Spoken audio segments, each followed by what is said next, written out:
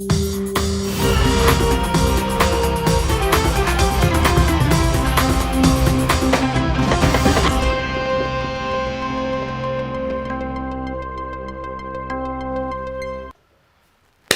bem, pessoal, está começando o Desperta SL de hoje. Hoje é 18 de janeiro, são 7h01 da manhã, quinta-feira. Estamos ao vivo, horário de Brasília. Muito obrigado pela parceria de todo mundo. Muito obrigado a todo mundo que já está aí comentando no nosso chat.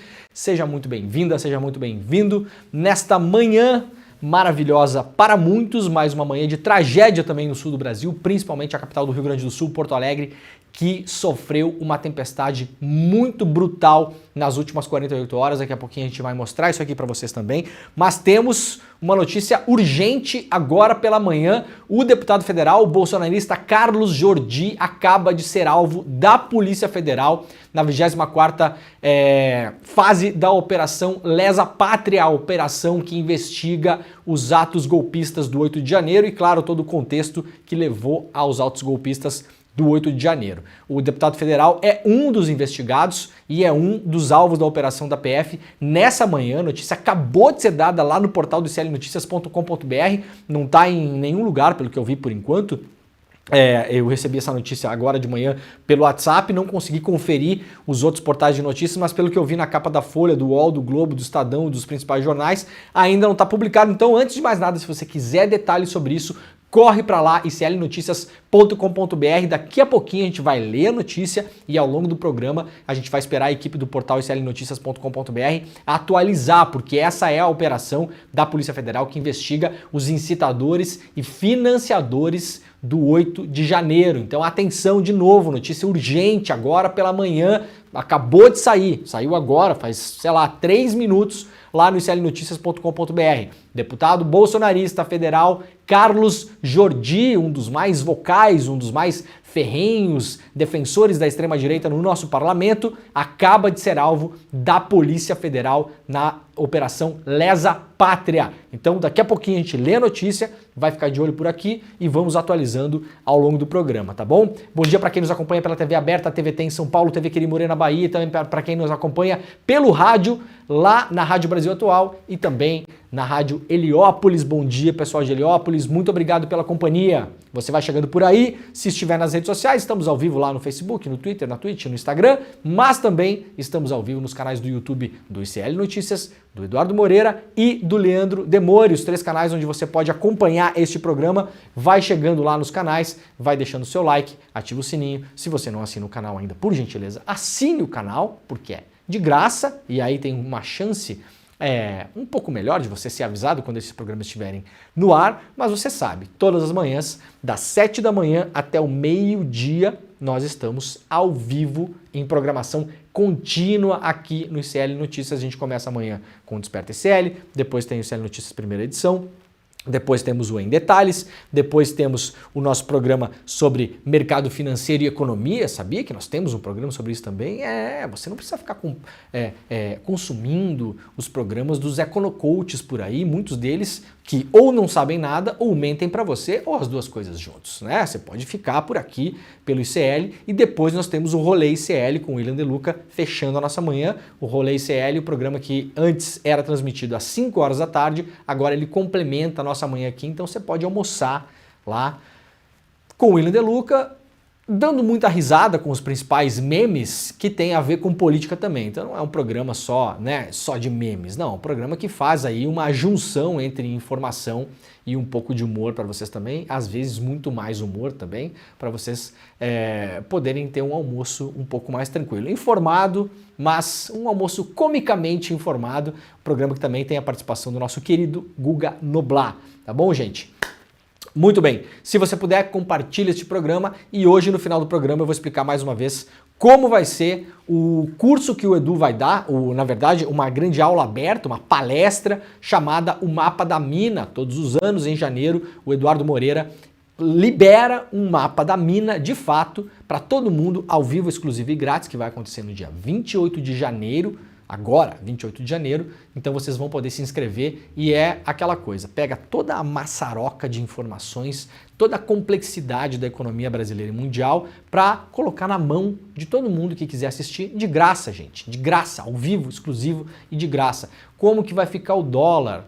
como que vai ficar a bolsa, como vai ficar o PIB, o que vai andar na economia, quais são os riscos pela frente, isso tudo para você ficar bem informado, claro, sobre isso, pessoas que gostam de saber, de estarem ligadas no que está rolando, pessoas que trabalham com isso também, e claro, se você tem um dinheirinho guardado ali, quer investir a sua grana, deixa eu entender um pouco melhor aqui como é que vai ser a coisa, vou por esse caminho, vou por aqui, vou por ali, então é a super aula que sempre abre os anos 2CL, o mapa da mina. No final do programa, fiquem por aí que eu vou dar a barbadíssima para vocês se inscreverem. Quem quiser já ir matando a curiosidade, abrir uma aba separada aí, edu1.com.br/desperta, edu numeral 1, né? Então edu1, o link tá na tela aí.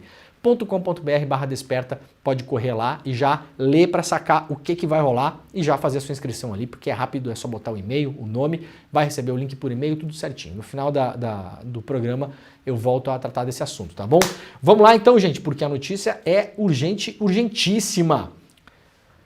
Vamos lá para o iclnoticias.com.br. Se você estiver no seu computador ou no seu celular e puder digitar, digita lá iclnoticias.com.br, vai poder acompanhar a notícia. Essa notícia vai sendo atualizada agora conforme as coisas avançam. Primeiro temos a notícia inicial, não sabemos os detalhes ainda, o que aconteceu, onde foram as buscas e apreensões, se há prisões nessa manhã ou não, exatamente o que a Polícia Federal está fazendo nesse momento, nós não sabemos porque, de novo, a notícia é quentíssima, acaba de ser publicada. Deputado bolsonarista Carlos Jordi é alvo da operação da PF contra os atos golpistas. Policiais federais saíram às ruas do Rio de Janeiro e do Distrito Federal nesta quinta-feira 18 para cumprir mandatos de busca e apreensão na 24ª fase da Operação Lesa Pátria. No Rio de Janeiro, segundo publicou o G1, que foi então, portanto, o primeiro a dar essa notícia. Eu não consegui checar, na verdade eu esqueci de checar a capa do G1 agora de manhã, tá? Eu só vi a capa do UOL, da Folha, do Estadão, do Globo, nesses principais jornais não estava a notícia ainda lá. Deixa eu ver se o UOL já está dando isso, vamos ver. O UOL costuma ser rápido, né? Ainda não, ó, gente. Então, na capa do UOL ainda não tem a notícia. Vamos ver na capa do G1 se já está lá no...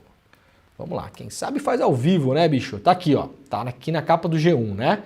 Deputado do PL é alvo de buscas em investigação sobre atos golpistas. Mas, claro, você vai ler isso lá no iclnoticias.com.br, né? A Operação Lesa Pátria tem o objetivo de identificar pessoas que planejaram, financiaram e incitaram atos antidemocráticos ocorridos entre outubro de 2022 e o início do ano passado, quando no dia 8 de janeiro de 2023, golpistas aqui, vamos lá, ó, olha aqui como é que é escrever notícia no calor do momento, né? O pessoal comeu um pedacinho da frase aqui, isso aqui é muito normal, tá, gente? Golpistas né? Golpistas invadiram a Praça dos Três Poderes. Imagino que o final da frase seja isso. Quando eu trabalhava no século passado, na verdade não é no século passado, no começo desse século, eu fui editor de um portal de notícias, o portal Terra, que na época, 2004, 2005, por aí, era um portal de notícias muito grande e relevante. Ainda existe, claro, mas na época rivalizava, não existia nem o G1 ainda, para vocês terem uma ideia. Então rivalizava lá os três principais portais de notícias do Brasil, era o Terra, o UOL e o IG. Eram os três que rivalizavam ali. A gente muitas vezes dava notícias como essa, dava uma frase só.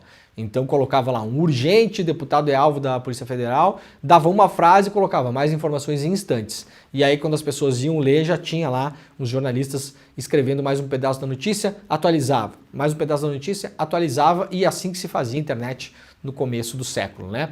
E aí o pessoal do ICL Notícias correu hoje de manhã para escrever essa notícia rapidamente aqui. Então, de novo, fiquem de olho lá no nosso portal, iclnoticias.com.br, que a notícia vai ser atualizada ao longo do programa. Ao todo, a PF informou que estão sendo cumpridos 10 mandatos de busca e apreensão expedidos pelo Supremo Tribunal Federal. São 8 no Rio de Janeiro e outros 2 no Distrito Federal. Os fatos investigados, afirma a Polícia Federal, teoricamente constituem os crimes de abolição violenta do Estado Democrático de Direito, golpe de Estado, associação criminosa e incitação ao crime. A PF também disse que investigações continuam em curso e a Operação Lesa Pátria é permanente, com atualizações periódicas acerca do número de mandados judiciais cumpridos e também de pessoas capturadas. Nós não temos informações ainda aqui sobre o que exatamente pesa contra o Carlos Jordi e onde foi a operação contra ele. nem mesmo se há pedido de prisão, por exemplo. A gente não sabe de nada, a gente tem só a informação de que ele é um dos alvos. Não há informações por enquanto sobre pedidos de prisão preventiva, se fosse o caso. Então, nesse exato momento, nós não sabemos exatamente o que acontece em relação ao deputado e nem mesmo onde foram feitas as buscas e apreensões relativas a ele. Pode ser no escritório político que ele tenha no Rio de Janeiro, se não me engano o Carlos Jordi é do estado do Rio, eleito pelo estado do Rio como deputado federal em Brasília, ou se foi em Brasília. Tá? Então a gente vai aguardar um pouquinho, vou seguir o programa com outras notícias aqui e aí periodicamente ao longo do programa eu volto para cá, atualizo e vejo se as coisas estão andando e se temos mais informações. De todo modo, fiquem ligados, hoje pela manhã, depois que o Desperta acabar, tem o CL Notícias primeira edição que vai até às 10h30 da manhã e certamente a gente vai seguir esse caso aqui para tentar entender se foi pedida a prisão, por exemplo, do Carlos Jordi ou se foram feitas apenas buscas e apreensões nos escritórios políticos dele e eventualmente em residências dele, que ele tenha no Distrito Federal, por ser deputado federal, ou no Rio de Janeiro, ou em ambos. Beleza? Então a gente vai ficar ligado nisso aqui, daqui a pouquinho eu volto para essa notícia. Eu vou até ficar ligado no meu WhatsApp aqui, porque o nosso camarada Chico Alves, o nosso editor-chefe do nosso portal, ele vai atualizando aqui a galera, né? Eu vou dar um alô pro Chico aqui, vamos lá. Chico Alves já está de pé.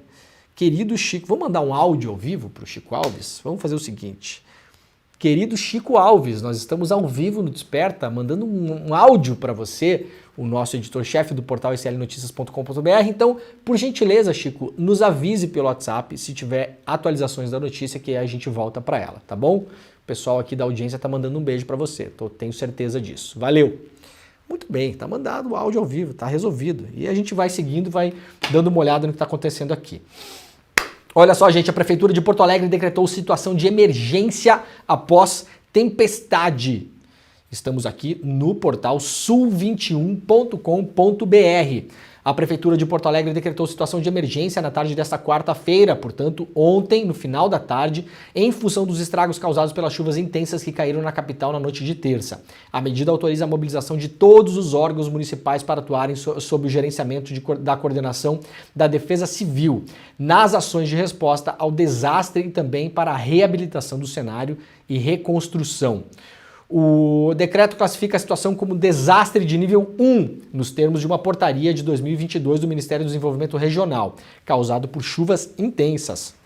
O documento diz que a situação de anormalidade foi agravada pelo grande volume de chuvas registrado em um pequeno intervalo de tempo e que o sistema de drenagem de águas pluviais não suportou a demanda, resultando em danos materiais e prejuízos econômicos. Nós estamos mostrando aí, para quem está nos acompanhando, um vídeo que foi feito pelo Carlos Latuf, cartunista, artista visual, artista gráfico, super conhecido, né? Todo mundo conhece o Carlos Latuf, premiado, multipremiado no Brasil, no mundo, e ele filmou quando na terça-feira começaram os fortes ventos, teve uma chuva intensa em Porto Alegre, amigos meus que moram na cidade me falaram, amigos que nasceram e estão em Porto Alegre a vida toda, falaram que nunca viram nada parecido com o que rolou na terça-feira, mesmo comparado com temporais e tempestades anteriores. Eu lembro que em 2015 teve uma muito forte também, que destelhou várias casas, alagou vários bairros, caíram várias árvores, mas a situação nesse exato momento é uma situação muito, muito, muito delicada. Várias árvores caíram pela cidade, em cima de carros, em cima de casas, postes foram derrubados, já há aí dezenas de milhares de pessoas que estão sem luz na cidade ainda, a gente já vai falar sobre isso, e ao menos uma pessoa morreu, uma pessoa que, pelo que eu vi ontem no noticiário, aparentemente uma história muito triste, porque era um morador em situação de rua que estava se abrigando na cobertura de um comércio, se não me engano um supermercado. Essa cobertura caiu em cima dele e ele acabou perdendo a vida. Isso foi noticiado pela imprensa gaúcha ontem. Então a situação é muito, muito delicada em Porto Alegre. O site Sul 21 está fazendo uma cobertura com bastante intensidade, tem muita coisa na capa deles de hoje. E aí, seguindo aqui, secretários dizem que prioridade da prefeitura é remoção de árvores das vias. Ontem a prefeitura até fez um apelo para a população, para que a população empreste motosserra para o poder público. Vamos lá, gente, de novo. Muito bem a prefeitura pedir isso, eu não estou nem criticando esse fato. Eu vou repetir o que eu tenho falado sobre esses desastres que acontecem já. Quem acompanha o programa sabe, eu tenho falado com muita frequência sobre isso. Qual o planejamento das prefeituras pelo Brasil quando acontece? Porque não é mais um caso de se acontece. Nós vimos o que aconteceu do meio do ano passado até o final do ano passado. Estamos vendo o que aconteceu na semana retrasada no Rio de Janeiro, com ao menos 11 mortos, a água invadindo a casa de centenas de milhares de pessoas. Nós estamos vendo o que acontece em Porto Alegre agora. Eu vou repetir. Qual é o plano das prefeituras para o caso de emergência? A prefeitura não tem capacidade de mobilizar outros órgãos da administração pública municipal e também estadual e federal para fazer o corte de árvores caídas. É isso. Esse é o resumo. Não, tudo bem se a população for emprestar motosserra para a prefeitura. A mim me parece um absurdo. Mas tudo bem, se precisa, vai lá, empresta, corta a árvore. A mim parece um absurdo. Por quê? Qual é o planejamento das prefeituras? Não é nenhuma surpresa que esse tipo de situação aconteça e vai acontecer de novo. Qual é o planejamento? Ah, Leandro, mas não tem como a prefeitura comprar 1000 motosserras, vai fazer o que com elas depois? Não há outro modo? Não tem outro jeito? Não há uma coordenação entre a Defesa Civil das cidades? A Defesa Civil de Porto Alegre não tem um protocolo de emergência que ela pode acionar a Defesa Civil de Novo Hamburgo, de Guaíba, de São Leopoldo, que são cidades muito próximas ali, para que essas prefeituras e a Defesa Civil dessas cidades possam emprestar materiais que possam ser rapidamente usados e rapidamente devolvidos? Não há uma coordenação com o governo do estado, o senhor Sebastião Melo, prefeito da cidade, com o senhor Eduardo Leite? O estado não tem condições de emprestar? Não tem nenhum órgão da administração do estado do Rio Grande do Sul que tenha condições de fazer esse trabalho junto com a prefeitura de Porto Alegre? Eu vou repetir, a coordenação é um lixo. Não tem outra palavra para isso.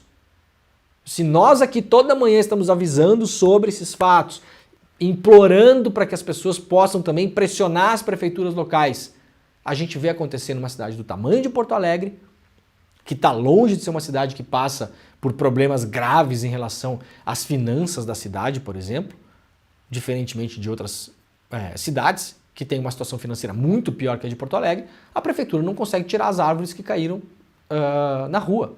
Ah, a quantidade foi muito grande e tal. Não, tudo bem, eu entendo perfeitamente isso. Agora, a primeira medida do prefeito é pedir para as pessoas emprestarem motosserra para a prefeitura, meus camaradas. Assim, né? Vamos lá. De novo, não existe um planejamento para quando acontecer. Não é se, é quando acontecer. A empresa de energia que fornece energia para a cidade de Porto Alegre, a CE Equatorial, privatizada, diz que 270 mil clientes permanecem sem luz no Rio Grande do Sul. A empresa privatizada em 2021 diz que 56% dos usuários que foram afetados pela falta de energia já tiveram o serviço restabelecido, ou seja, quase a metade ainda não tiveram. E aí,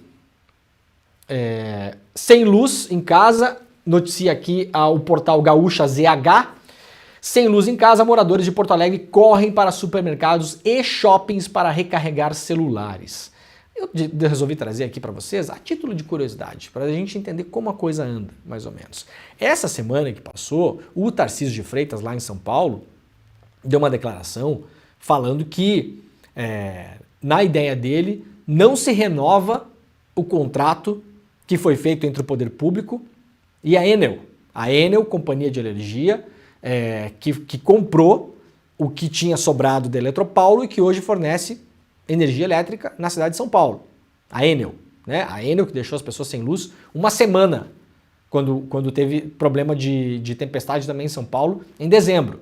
É essa Enel. Lembrando, empresa de capital misto controlada pelo Estado italiano.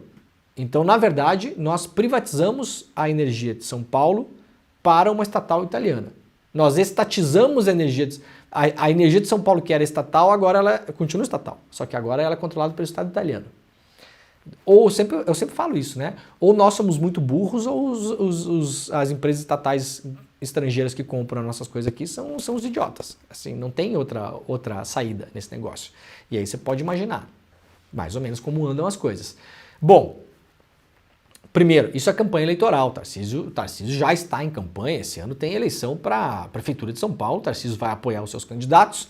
Sabe que o apoio da população em relação à tal da privatizada que assumiu a energia de São Paulo anda em baixa.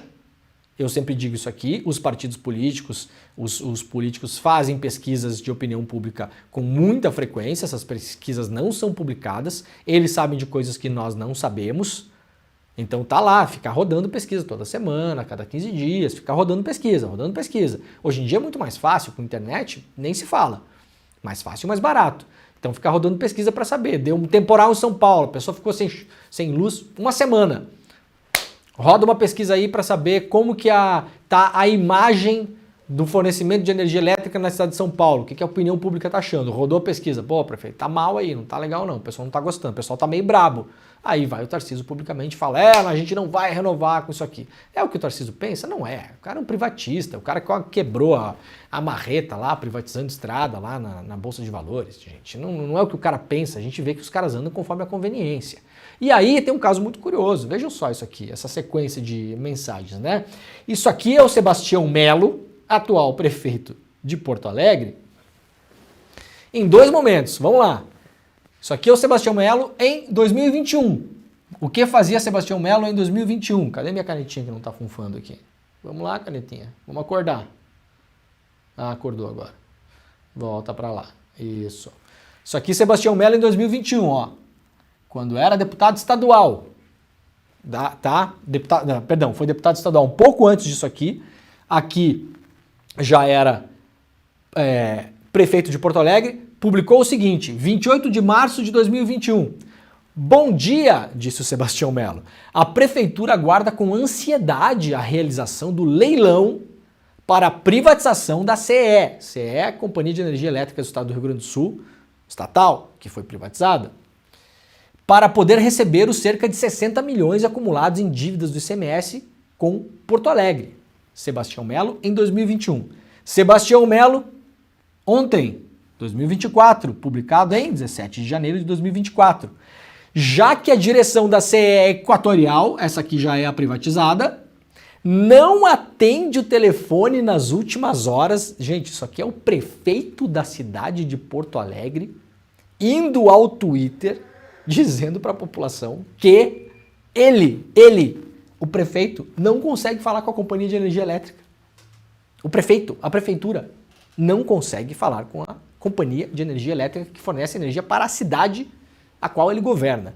Já que a direção da CE Equatorial não atende o telefone nas últimas horas, fazemos um apelo para que alguém da empresa compareça no CEIC, que é o Centro Integrado de Controle, e nos auxilie na governança conjunta para retomar a normalidade. Não há abastecimento de água sem energia. Por que o prefeito está falando isso aqui? Porque das 6 estações de abastecimento de água da cidade, até ontem, 5 estavam sem luz.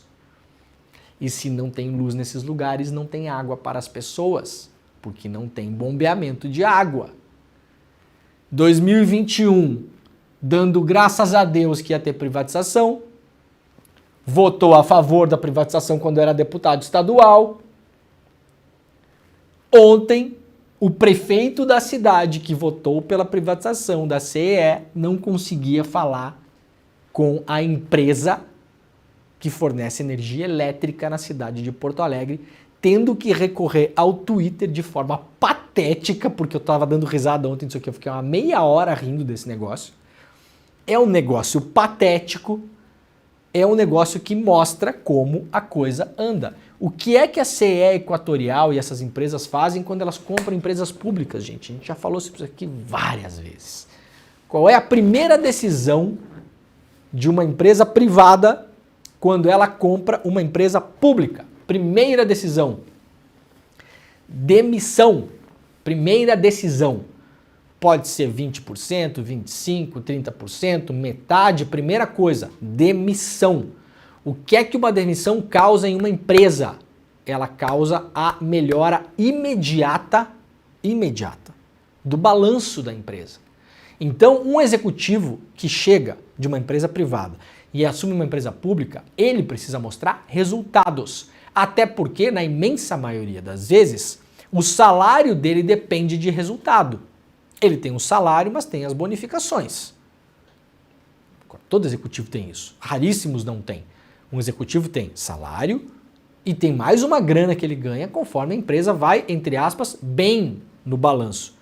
Qual é o jeito mais rápido de você melhorar o balanço de uma empresa? O balanço, só o balanço, lá no Excel. Lá nas contas, no final do ano. Demissão. Primeira coisa. Então eu posso imaginar o Sebastião Melo ligando para essa empresa privatizada agora e um telefone tocando numa sala sem ninguém. A sala vazia, assim, sabe?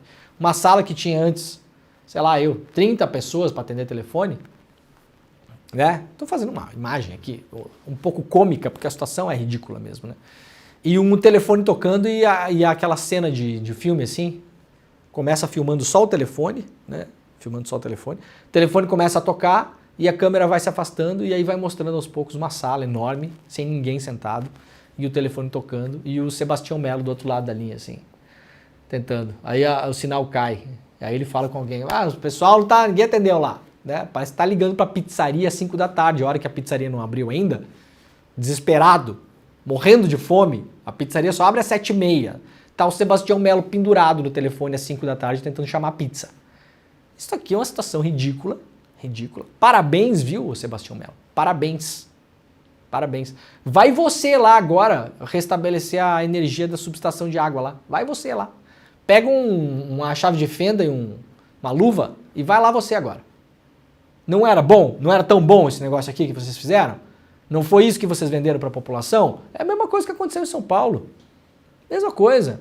A mesma coisa que acontece em outros lugares do Brasil. Estão estatizando serviços públicos essenciais. Qual o objetivo central da CE Equatorial, gente? É botar luz na sua casa ou é botar dinheiro no bolso? Objetivo central de uma empresa privada, qual é?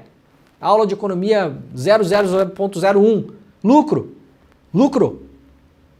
Para a empresa, ela faz um cálculo simples.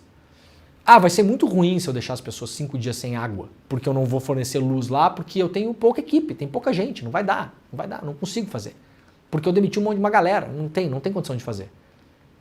Pouco importa. Importa zero para eles.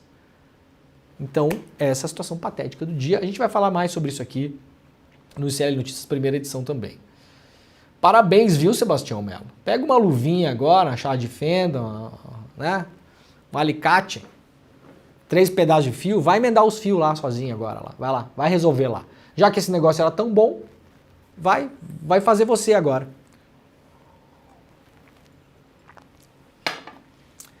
Lá na Gaúcha ZH, procurem gastar o mínimo possível de água nos próximos dias, recomenda o diretor-geral do DEMAI, empresa que fornece água para a população do Rio Grande do Sul.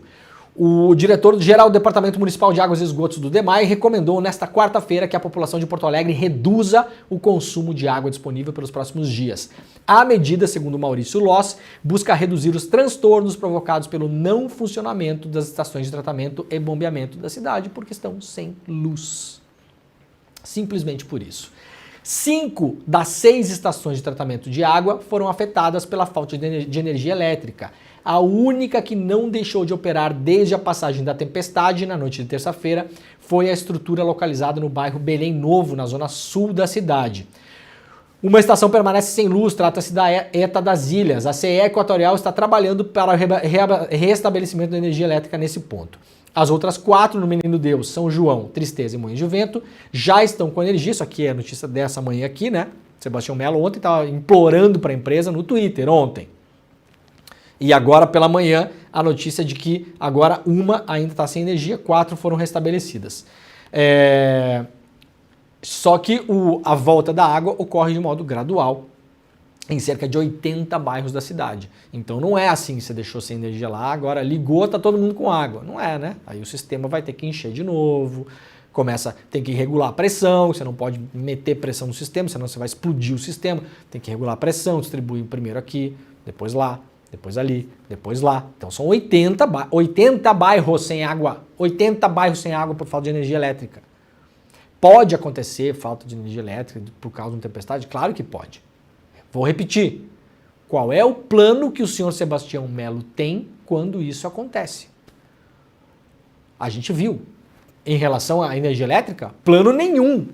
Porque o cara sequer consegue falar com a empresa. Parece um esfomeado pendurado no telefone ligando para uma pizzaria. É uma situação ridícula. Mas lá na hora de votar para vender, vota para vender. Na hora de comemorar, comemora. Valeu a pena, Sebastião Melo, os tais de 60 milhões que a CE ia pagar para a Prefeitura de Porto Alegre? Esse dinheiro com certeza já sumiu, né? Já se foi, acabou. E aí agora não tem mais nem dinheiro, nem empresa pública e nem consegue falar com a privada. Parabéns, viu? É como se ninguém tivesse avisado também. Ainda lá no sul21.com.br, 61% dos brasileiros acreditam que terão que se mudar por conta das mudanças climáticas, diz uma pesquisa. Então, para encerrar isso aí, esse assunto, estamos... Ó, o Chico Alves me mandou um áudio aqui, eu não sei se eu posso ouvir ao vivo, o editor-chefe do nosso clnoticias.com.br. Eu vou ouvir aqui, só no meu ouvido aqui, Jimmy. Vamos fazer aqui, ó. Vamos ver aqui. Ó, tá ligado?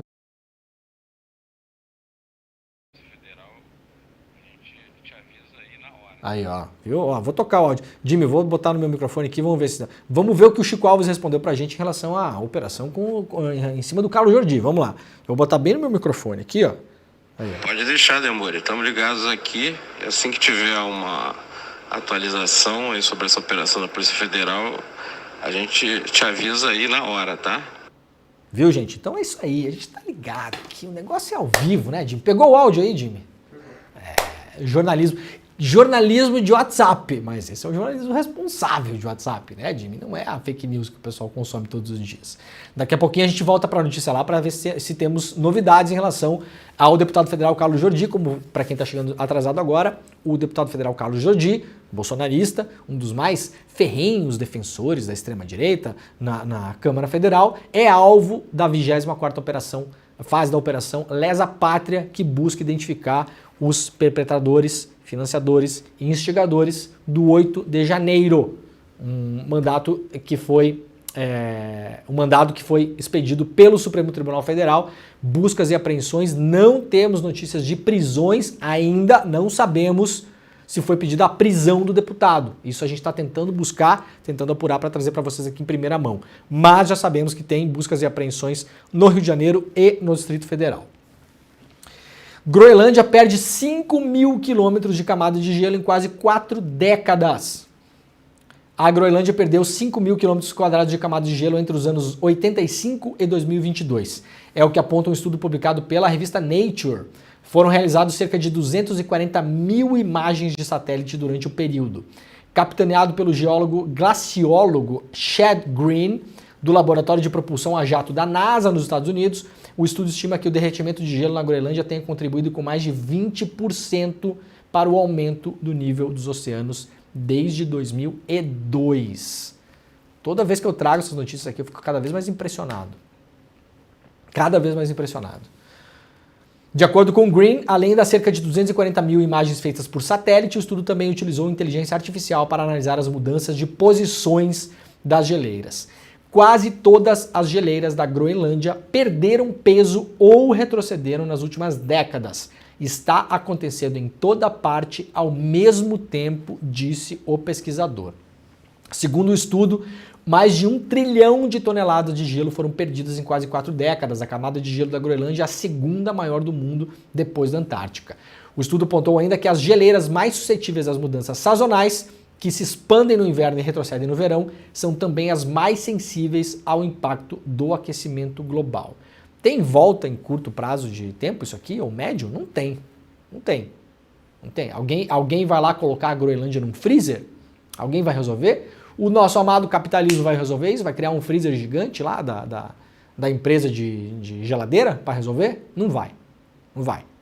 O problema foi causado. Tá aí, ó. Tá aí, ó. Um derretimento gigantesco.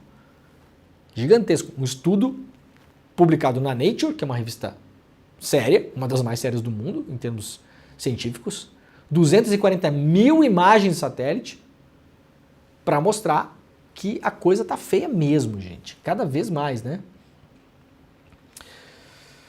Olha, nós divulgamos ontem aqui uma notícia publicada pelo site The Intercept Brasil sobre um pastor evangélico que defende a escravidão nos Estados Unidos.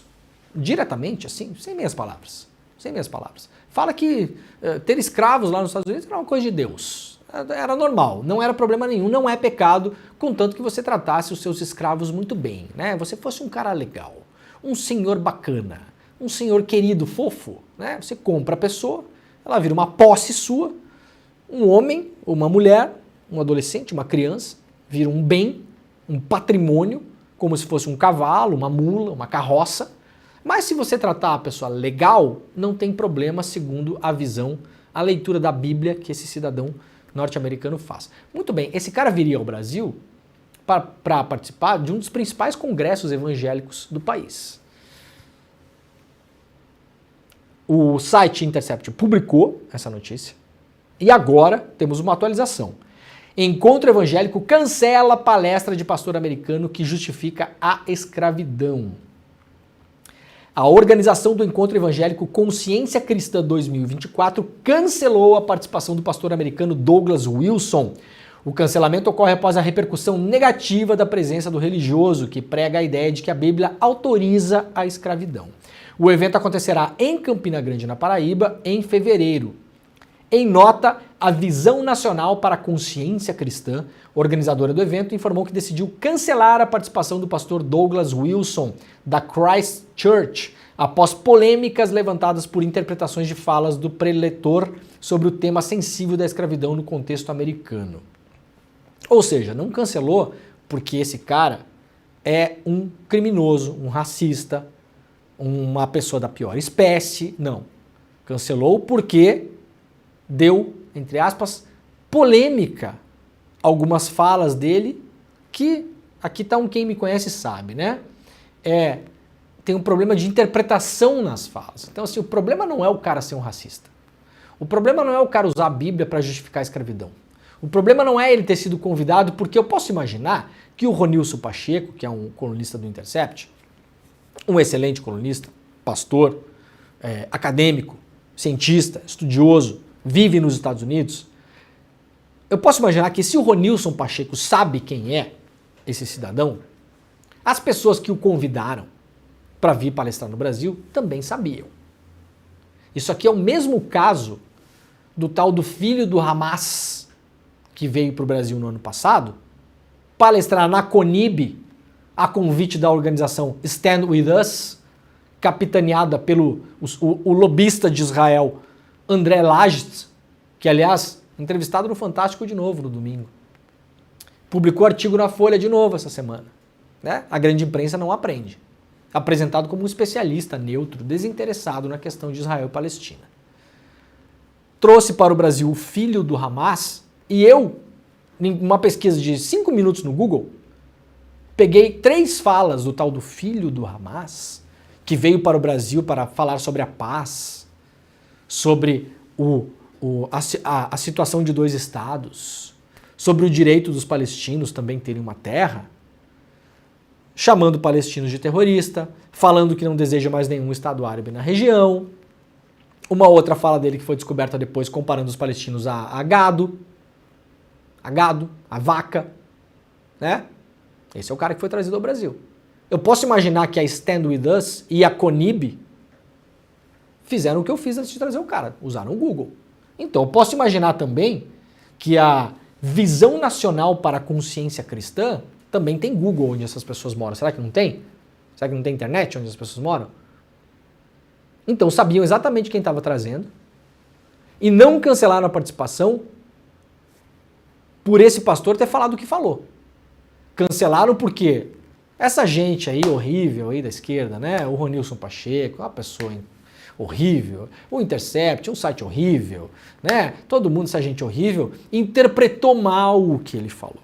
É um problema de vocês, viu? O cara só não tá vindo porque vocês interpretaram mal e causaram essa polêmica. Não é porque o cara é um racista. Então a essência do evento não muda nada. Estaria no Brasil palestrando em fevereiro se não tivesse sido denunciado. A vinda de Douglas Wilson na Conferência Consciência Cristã 2024 gerou críticas no meio evangélico. Para o teólogo Ronilson Pacheco, em texto publicado no site Intercept Brasil, a participação do pastor americano cruza uma linha inaceitável e permite a defesa aberta da naturalização da escravidão. Muito bem, quem quiser ler o texto que gerou essa denúncia, está publicado lá no Intercept Brasil. Deixa eu ver se eu tenho o link aqui. Não tenho. Não tem, mas vocês podem ir lá para o Intercept, fácil de achar, e coloca Intercept Brasil no Google, vocês vão conseguir encontrar. Promotor que investigava a invasão de TV é assassinado a tiros no Equador.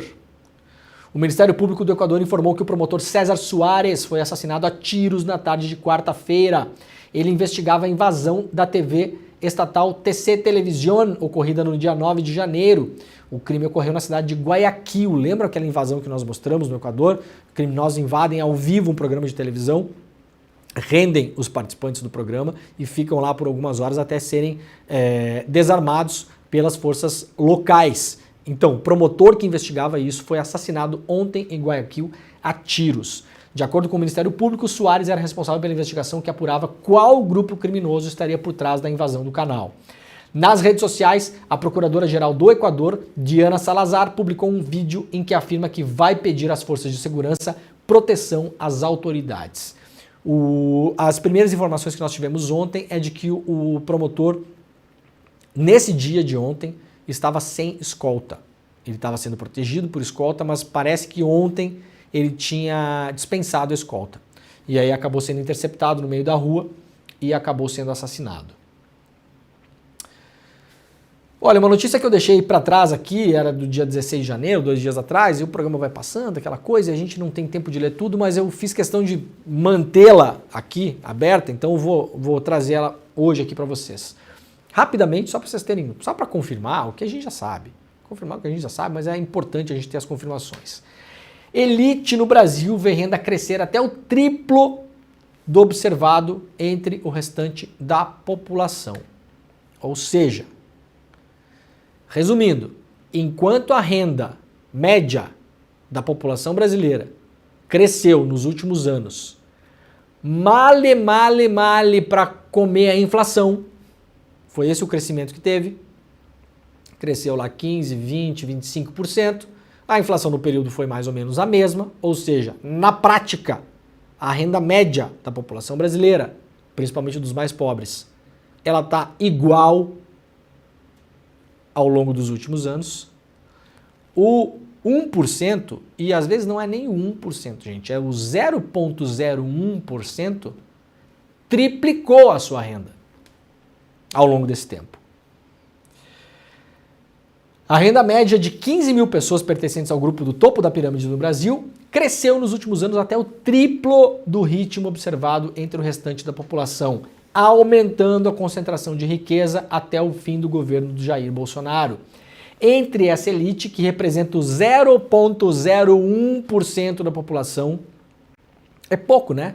Ah, mas por que a gente está falando nessas pessoas? Porque, afinal de contas, elas são só o 0,01% da população. Ora, porque são mais ou menos 15 mil pessoas que detêm o poder real no Brasil. São as pessoas que têm a maior quantidade de ações na Bolsa, são as pessoas que têm a maior quantidade de patrimônio, que são sócias ou proprietárias de fundos de investimento, de bancos privados, de financeiras, das XP Corretora da Vida, e é essa gente que manda na nossa vida, porque eles influenciam as políticas públicas.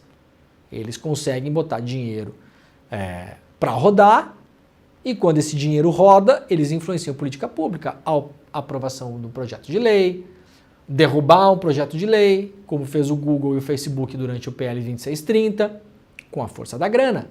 Então é por isso que a gente está falando dessas pessoas. Essas pessoas definem se na sua rua vai ter um sistema adequado para mandar a água embora depois da chuva ou não. São essas pessoas que definem. Essas pessoas definem se a energia da cidade de Porto Alegre vai permanecer pública ou vai ser vendida. Porque o 0,01% está envolvido em todos esses negócios. Está envolvido no negócio da Enel, está envolvido em Brumadinho, está envolvido lá na mina da Braskem. É dessa gente que a gente está falando, não é você com o seu Jeep Renegade financiado em 270 meses, tá bom? Fica tranquilo. tranquilo. Não é. E você sabe que você nunca vai chegar lá também, sabe, né? Já tem a consciência? Já fez? Já conseguiu fazer a passagem? Como diz o Edu, já fez a travessia? Espero que você já tenha feito a travessia. Tinha ilusão um tempo atrás de que, né? Porque parece que a vida vai indo, né, o Jimmy? A pessoa tem... Primeiro anda de bicicleta, depois ela compra uma CG 125, depois ela compra um Uno 1000 98, depois ela consegue comprar um carrinho um pouco melhor. Aí ela vai pro... Como é que é? O Cactus? Não sei o que é Cactus. Tem bastante desse carro na rua. O dia que falaram que tinha um carro chamado Cactus, eu achei que a pessoa estava brincando, mas tem o, sei lá, Renault Cactus, sei lá o que. Aí ela compra o Renegade. Parcelou em 160 meses. Aí ela pensa, eu saí da bicicleta e cheguei no Renegade. Agora para chegar no Porsche é um pulo. E depois do Porsche é o Bentley. E assim vai.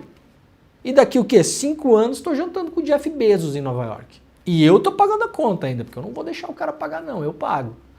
Você sabe que você não vai chegar lá não, né? Já fez já conscientizou? Já tá organizado? Então tá, então vamos lá. Isso aqui não é com você. Entre essa elite, que representa o 0,01% da população, o crescimento médio da renda praticamente dobrou entre 2017 e 2022. Enquanto isso, os ganhos da imensa maioria da população adulta, os 95% mais pobres, não avançaram mais do que 33% no mesmo período, ou seja, só matou a inflação. A inflação foi 31, a renda do cara subiu para 33. Na prática, a renda do cara está igual.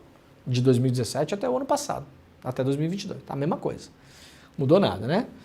Essa matéria da Folha é interessante porque ela tem vários gráficos aqui também, gente. Deixa eu ver se vai abrir o negócio aqui. Eu tinha feito... Aqui, ó. Tem vários gráficos aqui para você entender aqui de quem que as pessoas estão falando. Olha aqui, ó.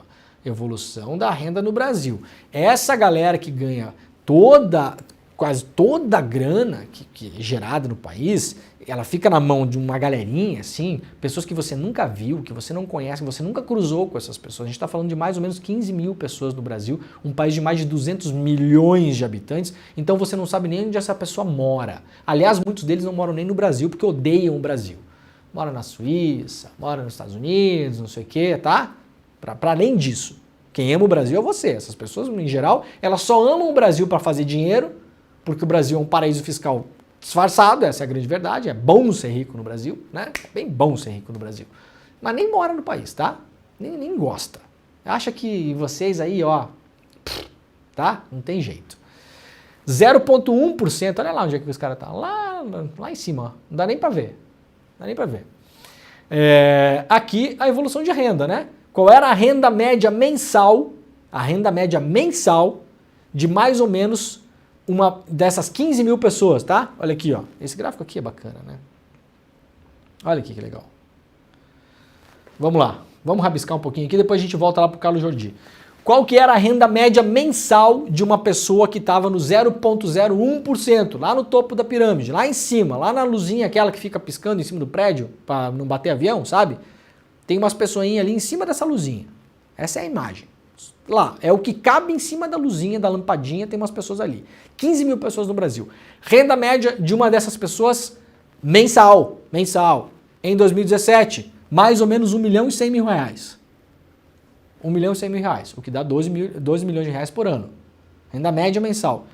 Detalhe. Enquanto aqui embaixo, que é o 95% das pessoas, tá? Enquanto aqui embaixo a renda média mensal, você quase não tem como fugir de declarar ela toda. Primeiro porque ela é muito baixa, segundo porque quem é assalariado ou quem tem MEI, precisa declarar renda, não tem jeito. Muita gente está na informalidade, claro, mas precisa declarar renda. Aqui em cima, essas pessoas aqui, o 0,01%, tem muito mais mecanismos para maquiar a renda. Então isso aqui é só o declarado, tá, gente? Vocês tenham certeza que um super rico no Brasil, em 2017, ganhava muito mais de 1 milhão de reais por mês. Muito mais. Investimentos no exterior, investimento no nome da fulana, do ciclano, do laranja, do amigo, do cachorro, do papagaio.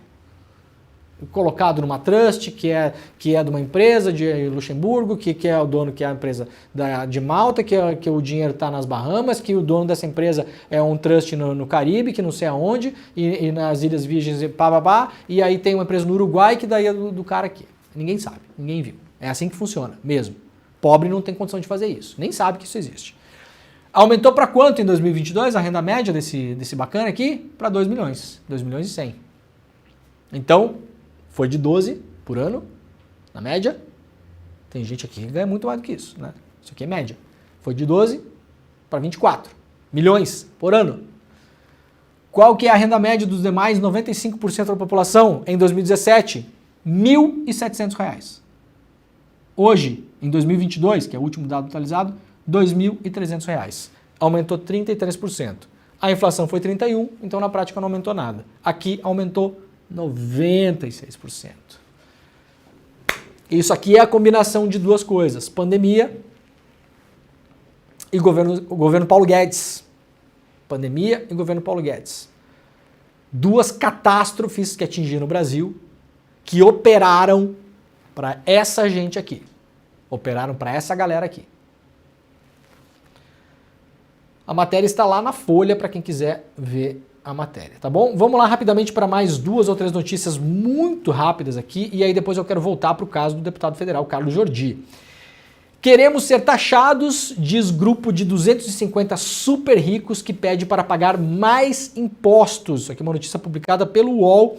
Um grupo de mais de 250 bilionários e milionários divulgou uma carta na quarta-feira exigindo que a elite política global, reunida no Fórum Mundial de Davos, aumente os impostos sobre suas fortunas a fim de combater a desigualdade e possibilitar melhoras nos serviços públicos às populações em todo o mundo.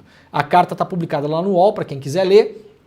Aparentemente isso aqui parece bonitinho e tal, assim, é claro que eu não sou contra que essa gente pague mais imposto, pelo contrário, tem que pagar mais imposto mesmo. Proporcional tem que pagar muito mais do que quem ganha muito menos. Mas isso aqui, gente, tá, não resolve. Não entra nessa não, isso aqui não resolve. O problema é um problema estrutural, um problema sistêmico. O fato é que o sistema está montado para que essas pessoas existam. E o que se deve debater é o sistema que tem que ser desmontado para que alguém não possa acumular tanto dinheiro assim.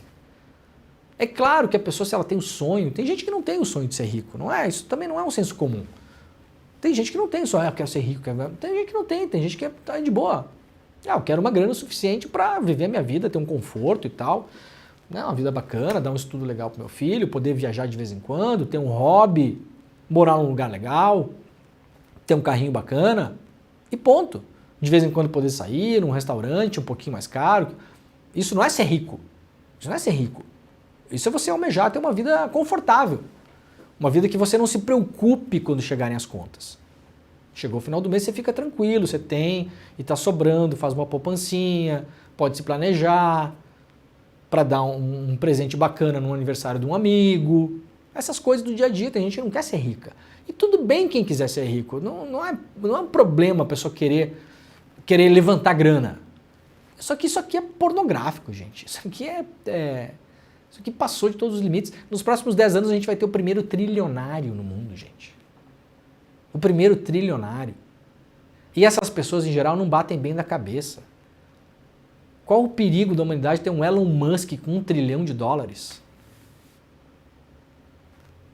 O cara é um maluco, sabe? O problema é esse também. Então isso aqui é bonitinho e tal, mas assim, tá. Vamos taxar os caras? Vamos. Isso aqui não resolve nada.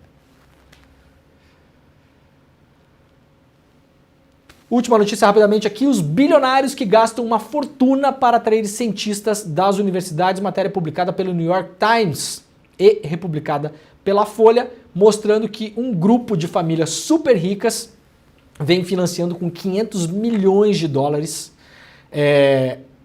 para tirar cientistas das universidades, principalmente as estadunidenses, e colocá-los na iniciativa privada para desenvolver medicamentos que possam ser vendidos rapidamente no mercado e gerar lucros bilionários. Qual o grande problema disso? 2 principais que a matéria aponta. 1, quando você tira pesquisadores topo de linha das universidades, as pesquisas que eles faziam vão para a iniciativa privada e elas não geram lucro para as universidades. Então, se uma pesquisadora está numa universidade e cria um medicamento, o lucro daquele medicamento volta para a universidade, para ser investido em mais pesquisa. Se está numa empresa privada, o lucro vai para a empresa privada. E uma parte vai ser investido em mais pesquisa, uma parte vai alimentar a conta bancária privada dessas pessoas. O que está melhor no interesse da população é fácil saber. Esse é o principal problema. E o segundo principal problema é que em uma empresa privada, a tendência maior é que essas pessoas vão pesquisar medicamentos que podem ser desenvolvidos rapidamente e conseguir muito lucro de modo muito rápido. Ou seja, não necessariamente os medicamentos que as pessoas precisam. Vamos fazer o quê? Vamos trabalhar numa vacina para uma doença tropical que tem ali 3, 4 milhões de clientes em potencial, ou vamos desenvolver uma droga para a pessoa perder barriga, para emagrecer, que tem bilhões de pessoas em potencial para venda. Vamos desenvolver a droga para emagrecer.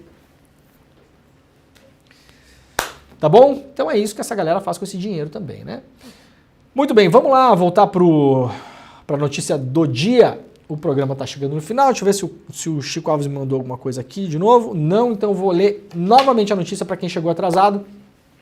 O deputado bolsonarista Carlos Jordi foi alvo nessa manhã de uma operação da Polícia Federal contra os atos golpistas. A gente vai tratar disso agora, daqui a pouquinho, no ICL Notícias, primeira edição. Então fica por aí que o programa já está começando. A gente está acabando o Desperta ICL. Antes eu quero só dar rapidamente, Jimmy, o serviço do Mapa da Mina. Olha só, 28 de janeiro, esse mês, agora, o grande evento de abertura dos trabalhos educacionais aqui no ICL. O Edu Moreira vai dar, mais uma vez, de bandeja para vocês, o Mapa da Mina. Vai pegar toda a maçaroca, o emaranhado, as complicações sobre a leitura das projeções econômicas para 2024, balanço de banco, balanço de empresa, projeção de bolsa, de dólar, bancos centrais, o que dizem os bancos centrais, relatórios de consultorias do mundo todo sobre logística, sobre inteligência artificial, sobre inovação na indústria. Vai pegar tudo isso e vai juntar numa super aula que vai rolar aqui no ICL ao vivo, exclusivo e de graça no dia 28, o Mapa da Mina. Você gastaria uma banana para pegar um conteúdo parecido com esse, gastaria um bom dinheiro para pegar um conteúdo parecido com esse se você fosse comprar um curso desses. Vai por mim, custaria muito caro e não com a qualidade que o Edu faz, porque vocês conhecem a qualidade do Edu. O Edu é nerd, né? Tá lá mergulhado em papelada, em coisa, em relatório, para trazer aqui para vocês. Dólar, bolsa, PIB, setores, como é que vai ser isso, como é que vai ser aquilo, inteligência artificial, tudo. Vai ter tudo lá. Então, ó, link para inscrição, edu1.com.br/desperta. Edu, numeral 1, edu1, tá na tela para vocês aí. .com.br/desperta. Deixa seu nome, seu e-mail, você vai ser avisado por e-mail e aí no dia 28 vai pegar o Mapa da Mina aqui ao vivo, exclusivo e grátis, tá bom? Acabou o programa, voltaremos amanhã às 7 horas da manhã. Muito obrigado pela parceria de todo mundo, está começando o ICL Notícias, primeira edição. Tchau. Todo ano em janeiro a gente se reúne para o nosso encontro Mapa da Mina, onde eu faço minhas previsões para o mercado financeiro, o que eu acho que vai acontecer ao longo do ano que está começando. A gente costuma acertar bastante, mas em 2023 aconteceu o impensável.